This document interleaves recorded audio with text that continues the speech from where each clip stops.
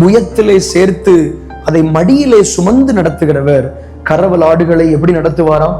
மெதுவா நடத்துவார். ராமைன்னு சொல்லுங்களேன்.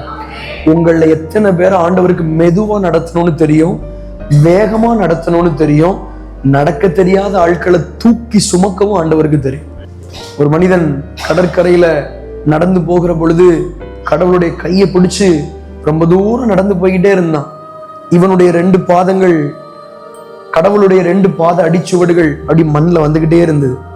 ஒரு குறிப்பிட்ட தூரம் போன உடனே 2 பாதம் மட்டும்தான் அந்த மண்ணில் நடந்து போச்சு.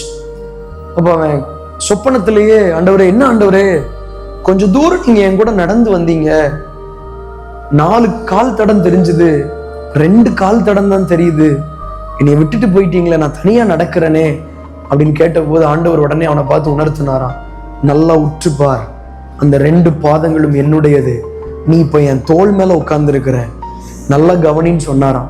நம்ம நிறைய நேரத்துல கடவுள் நம்ம கூட நடந்து வர மாதிரியே இருக்குது, திடீர்னு கைவிட்ட மாதிரி இருக்கு, 2 கால் நடக்கிற மாதிரி இருக்கு. உற்று பார்த்தாதான் தெரியுது அந்த நடக்கிறது கர்த்தருடைய கால்கள், நம்ம உட்கார்ந்து இருக்கிறது கர்த்தருடைய புயத்தில். கை உயர்த்தி ஆமைன்னு சொல்லுங்க.